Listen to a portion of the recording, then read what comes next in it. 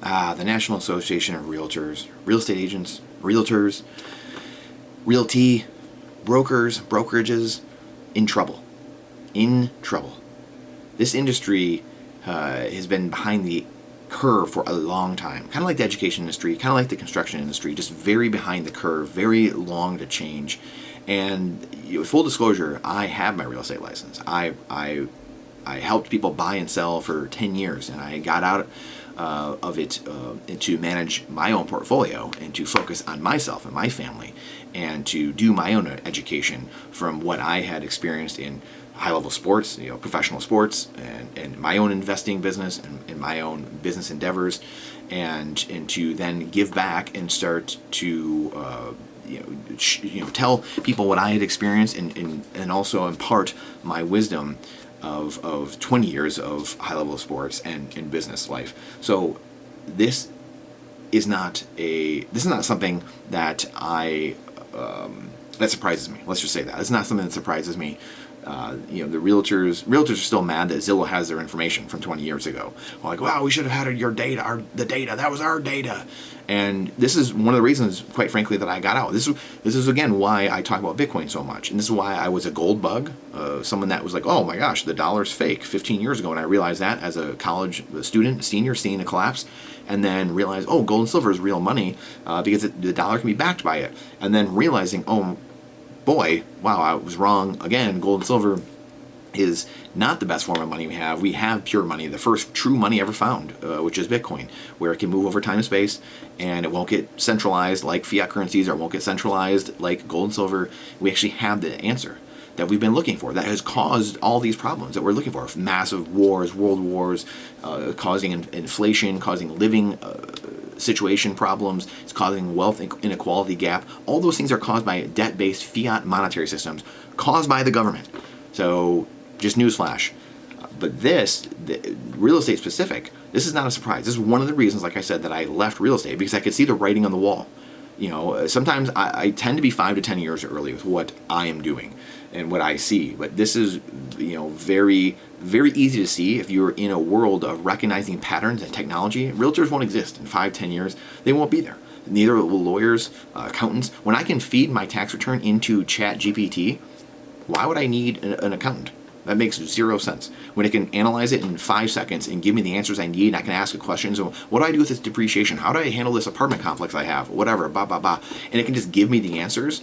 There's little ways to go until that happens, right, with confidentiality or privacy and things like that. But we're going to be there soon. Like, this isn't going to be like 50 or 100 years away. And same thing with realtors. Realtors providing little value, most realtors, again, a profession that most people lose their jobs, or people that are sick of something, and then they go into realty. I got out of it right when I was getting out of professional hockey, because I wanted to be a real estate investor. So it was something I wanted to be in, just the arena, and just learn and figure out what was going on. I had a great career and met some great people, but the brokerage model, all these things were so antiquated, so busted, and so broken.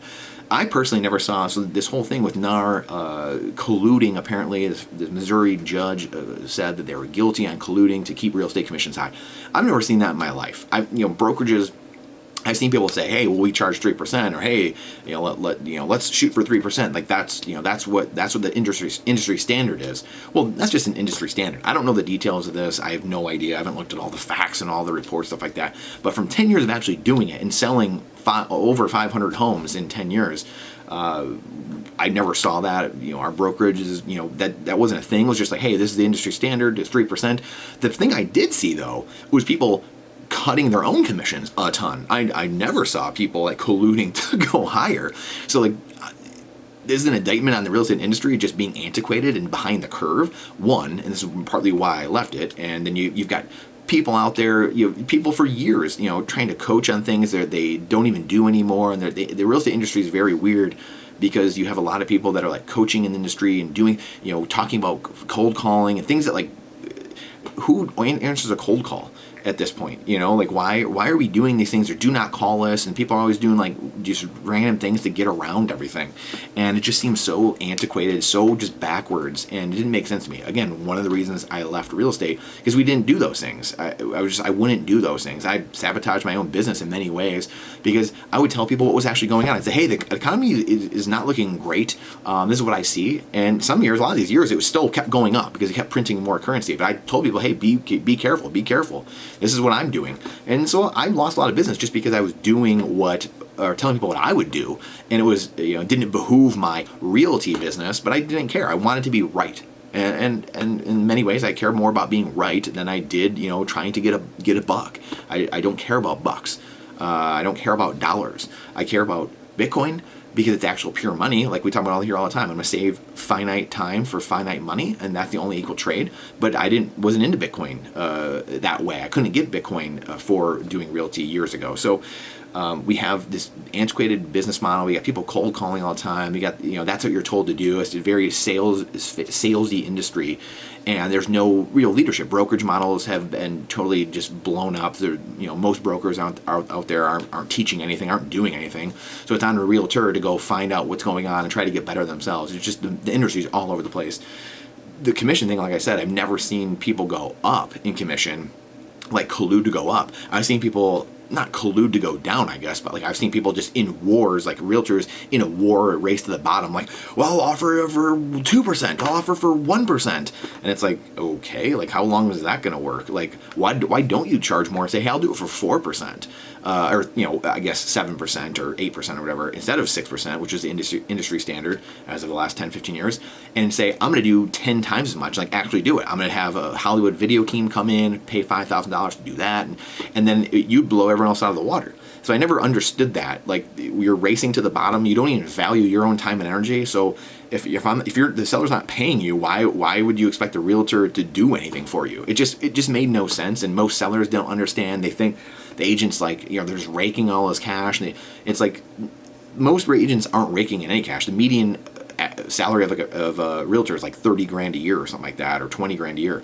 So, between brokerage fees and taxes and National Association of Realtor fees, local board fees, you go through all these different things, transaction fees, you go through all this, and you get franchise fees. I'm trying to think what else, franchise fees, E&O, error and admission fees. You get to like all this, and a $10,000 check you only get $2,000, $3,000, $4,000 out of selling a house, and people are like, oh, you got $10,000? No, you get very little of that. And kind of like sports, like most people don't realize that athlete or winning the Powerball, winning the lottery, like you get a lot of that stripped away from you, and taxes and fees and all this different stuff. So that's where, there's always like this myth around that.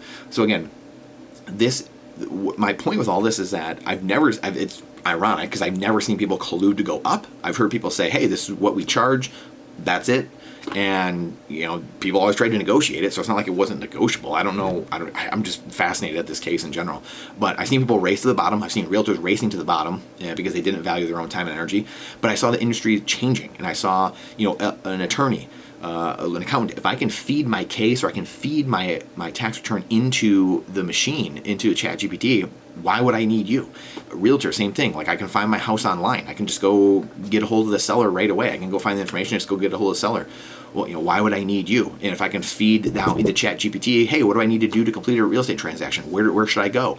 And you can look up, whatever, a title company. You can look up an attorney who's going to do it for you or something like that. I mean, yeah, you're going to miss out on some of the benefits of like the people who are doing it all the time. Yeah, like negotiating a real estate deal, I was very good at that. I did it a lot, obviously, and I was able to do the ins and outs. I had great vendors and great contractors and great people that we worked with. So that's the benefit of actually having someone that does it all the time.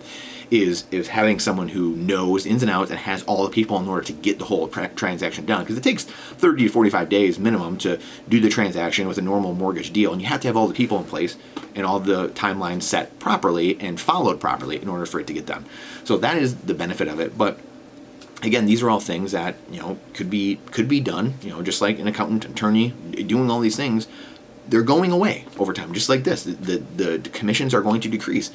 as prices rise for the realtor and their expenses increase, their commissions are going to decrease because of this. People think like, oh, the housing market, how prices keep climbing, the houses, and these guys just keep making more and more. Well, technically they're not, because it's only 3%. It's only 3% 10 years ago, and only 3% now. So a $200,000 house now at 3%, and now it's $400,000 house for 3%. They're still getting the same percentage. So I don't, again, it's people not being able to understand percentages. Again, just like a flat tax, some seem to think like, well, if we're all paying 10%, the rich and the poor, that's still not fair. I mean, it's all 10%. It's all, you can't get much more fair than the same exact percentage every single time. That's why it's a percentage. But again, we have to remember that emotions don't care about the facts. So again, that's the world we live in. That's what fiat does to you. A broken monetary system creates a lot of emotion, and as we know, when emotions go up, intelligence goes down. So when you have, things like this, when you have emotions up, intelligence goes down. Period. So that's it. That's my thoughts on this verdict, and it's gonna be interesting to see what plays out here. But again, this is another reason why I left this. You have to be able to see the writing on the wall. I truly believe that. You have to be able to see further down the field. The further you can see in the past, the further you can see in the future, as Churchill said. We have to be able to see where we're going. This has always fascinated me 10 years ago when I was at a graduation ceremony at Michigan State University. And there was no one. There was many Oriental names in the agriculture school that were graduating. 0 names that were like Western names. 0. There was like 20 that were Oriental names, and I was like, hello. But we look at like the MBA, the Eli Broad School of Business. There's like 1,000, 2,000, thousands. It was like, do we need more MBAs? Do we need more attorneys or accountants? I don't think we do, guys. In a financialized economy, in a debt-based economy, when you have all kinds of arbitrage and funny money and all these games going on, derivatives, we did for decades. That it created more and more dependence on people being in the system to keep this arbitrage, keep this fake system going. But now the chickens are coming home to roost. People that actually do real things like skilled trade, contractors, construction, agricultural business, things that no one were going into. Supply and demand work in the business world. They work in the jobs world, just like they do in the housing market or investing or whatever. So those are my thoughts on that. Let me know your thoughts on this. This is a little bit different video than I usually do in a way, because it's kind of like my experience mixed with the future in a way. So let me know your thoughts on this. Please share this out, because the algorithm hates truth. So please share it out. We have to overwhelm the system with positivity and truth. We don't have it here. We're just looking for it. That's all. We're looking for truth. Questioning everything with boldness, even the existence of God himself. Trust but verify. And this is not financial advice. It is freedom advice. And I look forward to seeing you on the next one.